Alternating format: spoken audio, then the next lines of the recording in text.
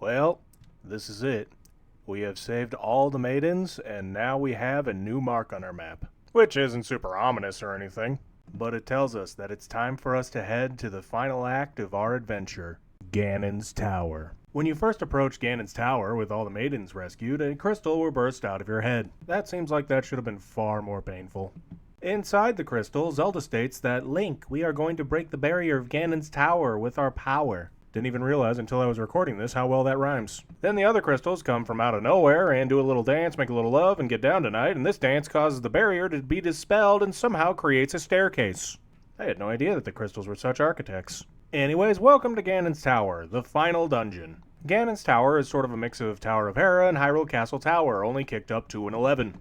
You'll want to start out by heading into the basement, which is an elaborate maze of puzzle rooms and monster houses. Your main goal down here is to find the big key, which in order to get, you must face a rematch with the Armos Knights. Only this time around, the battle takes place on a slippery floor, and your silver arrows can one-shot each knight. So bizarrely, the fight is both easier and harder than before. Something old, something new, something borrowed, and something blue. Am I about to get married again? Anyways, once you finish the last night, you can get your hands on the big key, and you will most likely cross paths with the big chest. And the contents of the big chest is the final item of the game, the red mail. The red mail, on top of giving Link the best palette in this game, though that might be my bias talking, makes it so that all damage done to Link is reduced down to 1/4, which we're going to need as we continue on to ascend the tower. The climb up Ganon's Tower can be pretty brutal. So many enemies, not enough sword swings to go around. You can use the Pegasus boots to jump this gap somehow to get to this fairy fountain for a bit of a respite.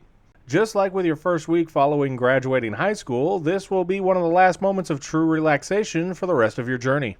Enjoy it while it lasts. Anyways, as we continue fighting our way up the tower, we eventually run into a Landmola rematch. They fling way more rocks this time, but that's cool as our arrows can just one-shot them. We eventually run into a room with Dia de los Muertos style whiz ropes. Well, let's put an end to this fiesta and figure out where the invisible bridge is.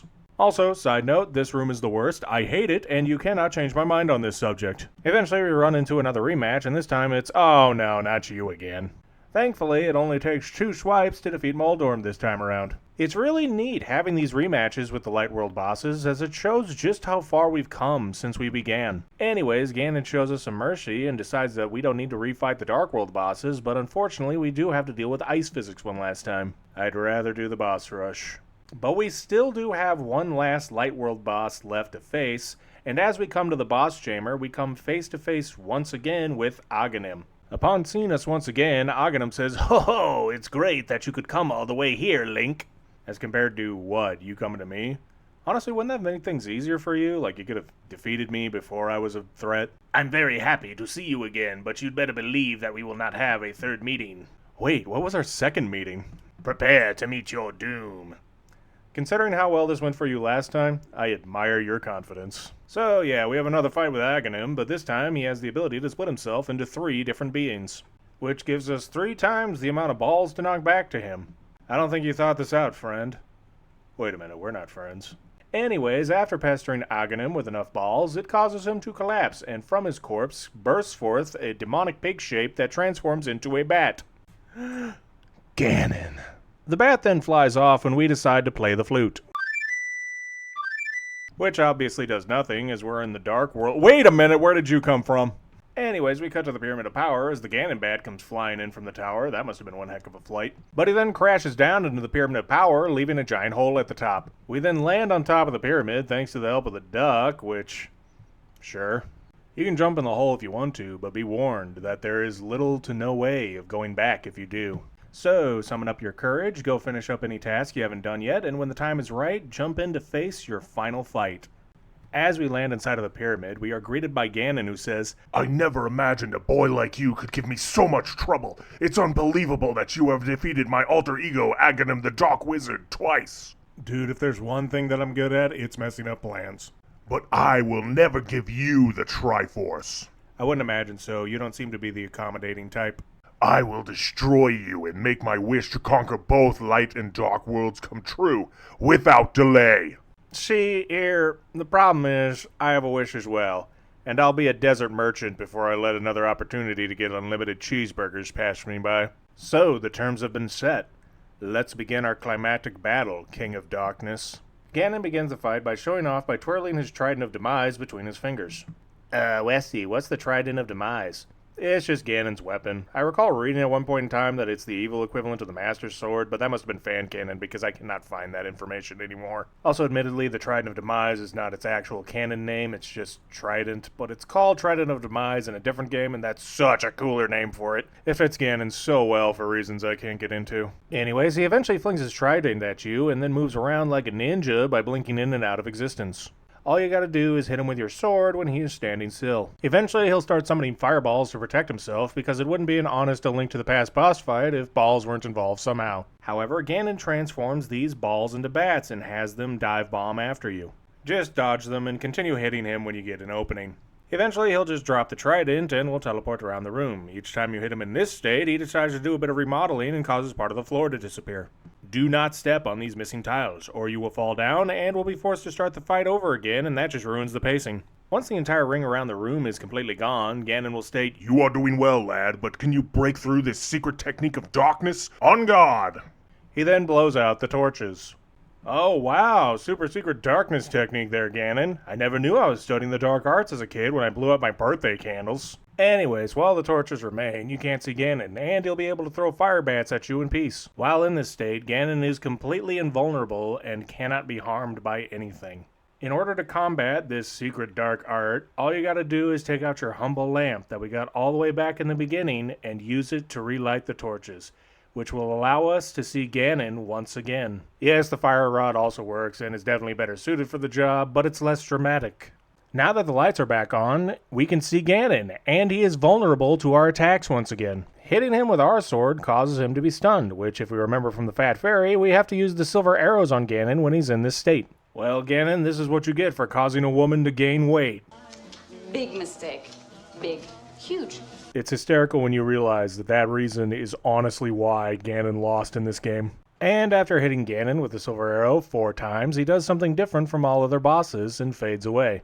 Nah, I'm just kidding ya, he explodes like the rest.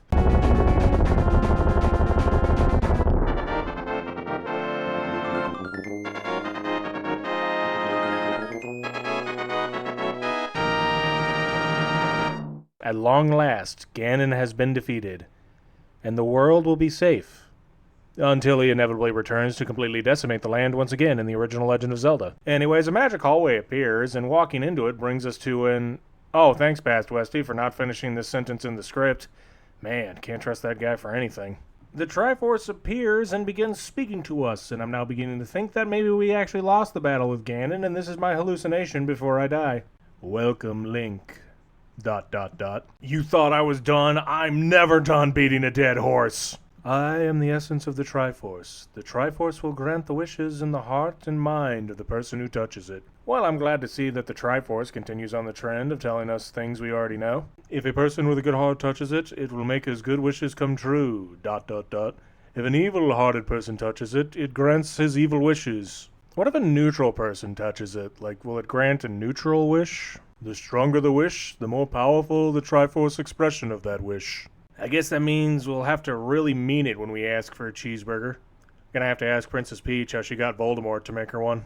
Shout out to all like 7 of you that know what I'm talking about. Ganon's wish was to conquer the world. That wish changed the Golden Land to the Dark World. What? No way! I haven't heard that one before. Ganon was building up his power here so he could conquer the Light World and make his wish come completely true. And the Triforce was not able to do that because... Suppose there are limits to omnipotence these days. But now you have totally destroyed Ganon. His dark world will vanish. Whoa, slow your roll there, English translators. We only destroyed Ganon. The phrase totally destroyed can't be applied to someone who returns in like a couple generations. The Triforce is waiting for a new owner. Its golden power is in your hands. ... Now touch it with a wish in your heart. Well, as much as I would like my unlimited cheeseburger wish to be granted, I think I might have a better wish in mind.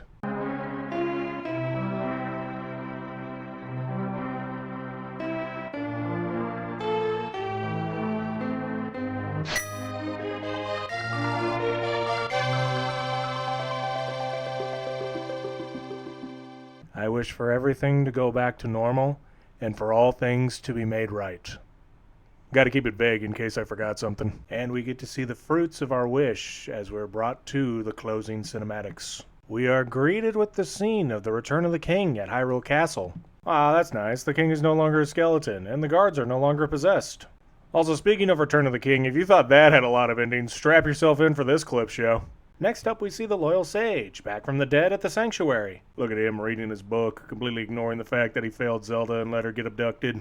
How could you? Thanks for taking the fall from me, bro. Up next, we head on over to Kakariko for the homecoming of Sahamaka, no.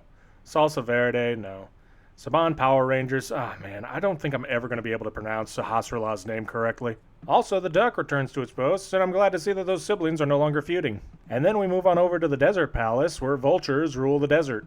Also, the former Master Locksmith is getting up to his old ways again. Glad to see things are getting back to normal? I probably should have been less vague about my wish. And over at the Tower of Hera, the Bully and the Roundstone have made it back from the Dark World. And they're human now. Also, they're friends. Well, good for them. Why is the teleportation panel still here? Oh, look, our house that we haven't been inside of since we began this journey. And more importantly, our uncle lives once again. Yeah, yo, uncle, check out my swag. You jealous? Oh, now we're visiting the Zorungus. Man, we truly will be seeing absolutely everybody, won't we? The witch and the assistant.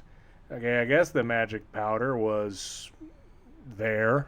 Oh, cool, the twin lumberjacks. I was honestly worried we'd never see them again. Oh, and the flute boy plays once again. Thank goodness he's been reunited with his father. And we decide to follow up that emotional reunion with Venus, Queen of the Fairies, who we gave all our money to become happy. Would it be rude to ask for a refund at this point in time? Oh, hey, look, the Dwarven Swordsmiths, for somehow improving the Master Sword. Take a bow, guys. And of course, the true hero of the story, the Bug-Catching Kid, reunited with his precious net and no longer dying of evil mountain air. And the Lost Man on Death Mountain. We legitimately could not have finished this game without you. Thank goodness you randomly had the magic mirror. What was up with that anyways? And as for the last character, we end things on the Forest Thief.